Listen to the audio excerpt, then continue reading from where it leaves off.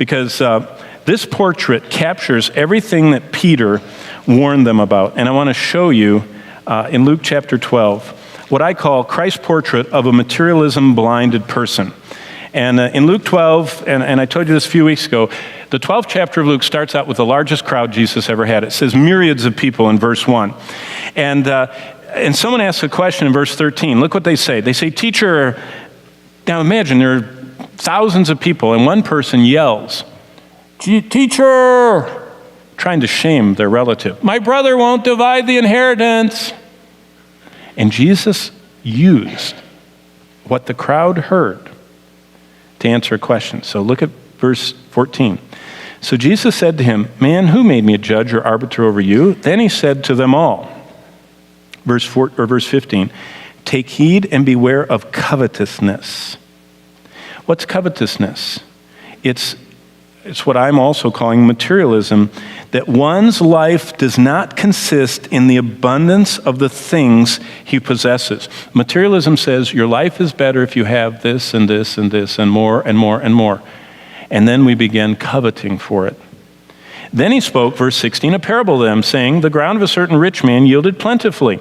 And he thought within himself, saying, 'What shall I do, since I have no room to store my crops?' So he said, 'I will do this. I will pull down my barns and build greater, and I will store my crops and my goods.' And verse 19, 'I will say to my soul, Soul, you have many goods laid up for many years. Take your ease. Eat, drink, and be merry.'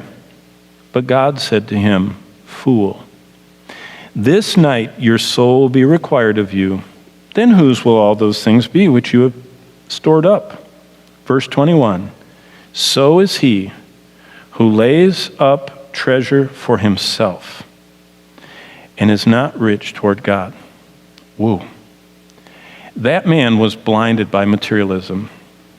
He was successful, and there's nothing wrong with success. In verse 16, he was diligent. He was looking at space and storage needs. In verse 17, he was conservative. He didn't blow it. He saved it. I mean, he was the quintessential thrift, you know. And verse 19, he was a retirement planner, and we all need to think about winter.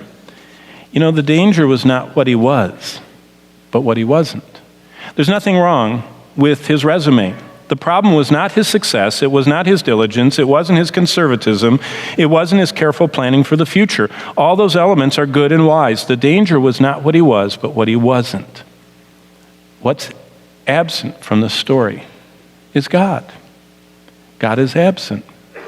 He left God out of his thoughts. Look at verse 16 and 17. He thought within himself. He didn't think, what did God say? What does his word say? What does God want? Secondly, he left God out of his plans in verse 18. You notice how many times? 11 times. It's the possessive pronoun. I, my. It's just so much. It's personal planning. God's not in it. He left God out of his future dreams in verse 19. What did he dream of? Taking his ease, eating and drinking and being merry. What happens to those who leave God out of their thoughts and plans and dreams? They lose everything. See, that's what Jesus is warning about. That's what materialism does. Well, then verse 22, he says, "So is he who lays up treasure for himself and is not rich toward God." What is rich toward God? It has two elements, and I want to close with these thoughts. First of all, it has divestment. Divestment means that you transfer the ownership of everything back to the rightful owner. All I have has come from God. I was not even in existence till God allowed me to be and gave me an immortal soul and allowed me to come into this world. So I divest me ever thinking I own anything. It all belongs to him.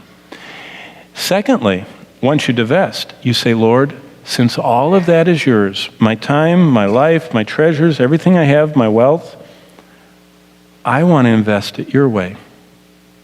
Divesting the ownership and investing everything in my life for his glory.